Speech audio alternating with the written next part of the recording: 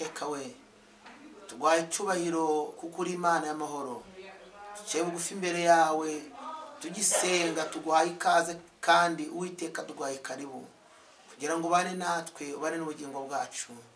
Uyu mwanya tugisenga, umuntu wese ukurikiranye Impemburo TV online naruhukira imbere yawe, kandi impemburo nyakuri zigere mu mutima we no mu bugingo bwe. Urakoze cyane kuko mye mu nkokora imigambi byahigaga abantu bawe, ukaburizamo umugambi kuzimu n'inama z'abadayimoni. Katika jina la Yesu, ubuzima bw'umwuka wera bukaba mu mitima y'abagushaka, ibyiringiro byabo bikaba mwami kuruhurwa nawe. Nuze ukorane natwe kandi ubane natwe. Umuntu wese umwami turi kumwe yakira impinduka n'ihumure guturutseho mu izina rya Yesu. Amen. Amen. Yesu ashimwe bene data. Ndagira ngo tusome ijambo ry'Imana hano mu Kuva ibice 2 umurongo wa 3. Haravuze ngo ananiwe guhora amuhisha, amubera akato gapfundikiye mu ntamyi, agasiga ibumba n'ubushishi, ashyiramo uwo mwana, agashyira mu rufunzo rwo ku nkombe y'uruzi. Mushiki we aramwitarura ngo amenye ikiri bumubeho. Amen. Mwakire neza ijambo ry'Imana bene data. Ngewe turi kuganira nitwa Moise Sindayigaya, ariko ngufitiye inkuru nziza, ngufitiye ijambo rikubwira ngo akato bagushizemo Yesu akakurindiremo. Akato imiryango yagushizemo Yesu akakurindiremo.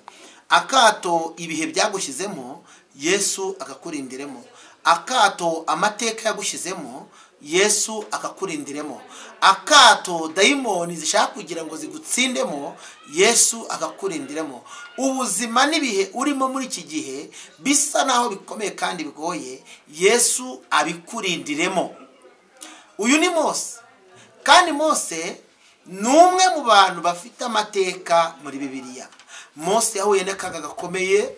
Mose yarwanye intambara nyinshi, kuko yarwanyijwe bikomeye intambara nyinshi ziturutse ko icyo gihe nta mwana w'umuhungu wari wemerewe kubaho muri Egiputa, kuko Farawo yari yaratanze itegeko aravuga ngo noneho nihavuka umwana w'umuhungu mu Baheburayo muzamwice.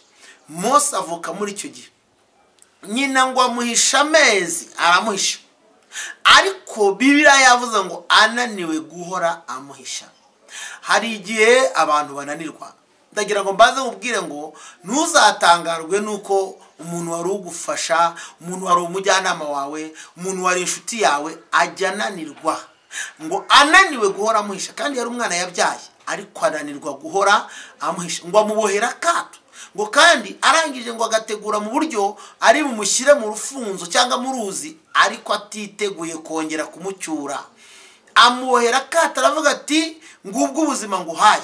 Ubu rero hari ubuzima bubayemo abantu baguhaye, hari imibereho ubutuyemo abantu bagushyizemo, hari uko abantu baba bakuzi, ariko ndashimira Iyera, ndashimira iyaguhamagaye, ndashimira ikurinda, ndashimira iyatumye udapfa.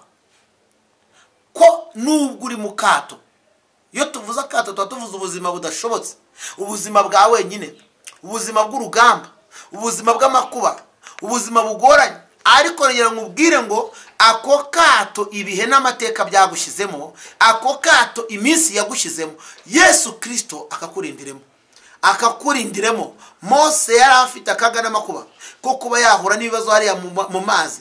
Yari afite akaga n'amakuba ko kuba ingona zamuvana muri karakato. Yari afite akaga n'amakuba ko kuba umuraba waza muri ariya mazi akato gakibirindura. Yari afite akaga n'amakuba ko kuba umuyaga wahuhuka mujyana kuri ahantu atazigera ahura n'abantu.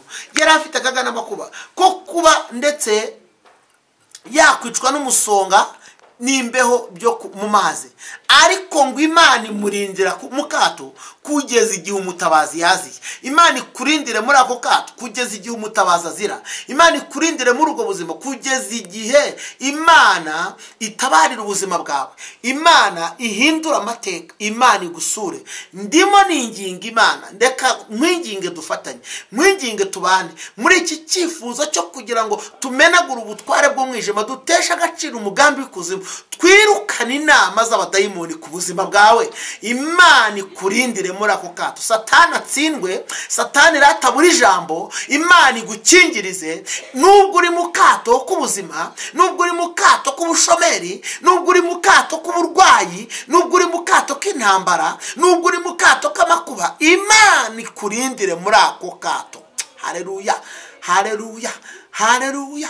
Imana ikurindire muri ako kato. Imana ikurindire muri ubwo buzima. Imana icyaha icyo gicu cy'umwijima. Imana ikangare uwo muyaga n'umuraba. Imana iguhereza ubundi buzima mu izina rya Yesu.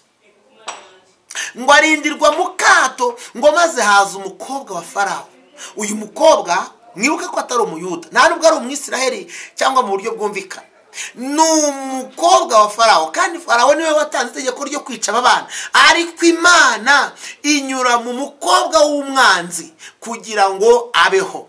Nubundi bajya bavuga ngo inkware y'inyabugingo itora mu itongo ry'uwayihigaga. Uyu mwana akuriye kwa Farawo, ariko Farawo ari we wamuhigaga. Imana ikurindire aho wahigirwaga. Imana iguhagarareho muri iyo karitsiye ikurwanya. Imana ikurindire muri ako kazi bakunanirizamo. Imana ikurindire muri urwo rugo Satani yahagurukiye kugira ngo arusenye. Imana iguhagarareho. Imana ihagarare ku buzima bwawe. Imana ikurinde gutembarwa n'imiyaga n'imiraba mu izina rya Yesu. Ndumva ndi mu mwuka wo gutegeka no gucyaha icyo kirere cyari kigukingirije kugira ngo kikuveho. Ijuru ry'Imana ryitambure ku buzima bwawe. Ako kato ndategetse mu izina rya Yesu ngo Imana ikagukingiririzemo nubwo wari ufite akaga n'amakuba. Ariko Imana ikurengere kubw'uyu munsi. Imana ikurengere kuko dusenganye. Imana ikurengere kuko wageze ku memburo. Wongere uhembuke, wongere wubakwe, wongere uruhuke. Imana iruhura ubugingo bwawe. Imana itabara ubugingo bwawe. Imana icyaha icyo gicu cy'umwijima, uwo muraba n'umuyaga byakudandabinyaga, wari urimo kudandabirana, ariko uwo kudandabirana bihagarara. Imana igushingisha ibirenge bikomere. Imana igushingishe kandi iguha ijambo. Imana yambura imbaraga abadayimoni. Icyo gikombe cy'ibidandabiranya ntukinywereho. Uwo muzimu wari uguhagurukiye acyahwe.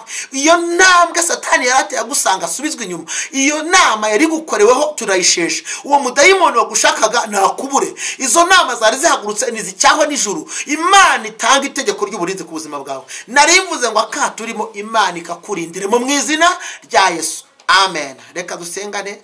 Numvaga ndi mu mwuka wo gutegeka no gucyaha. Ntago wari umwanya wo kukwigisha, ahubwo wari umwanya wo kugira ngo dusengane, tugire ibintu duhagarika, tugire ibintu ducyaha, tugire ibintu twigizayo n'ibintu duhagurutsa kubera imbaraga z'Imana. Imana y'amahoro, Imana ikomeye, Imana ijya yumva gusenga mu mbaraga zawe, mu butware no mu bubasha w'amaye. Haleluya. Mpagaritse izi mbaraga zashakaga kugira ngo zihitane ubuzima bwe. Uyu mukonikoni wa umuhagurukiye ntacyahwe n'ijuru. Iki kirere cyari gifunzwe nigifungurwe n'itegeko ry'umwami. Haleluya, haleluya. Elite bonere sakitalama.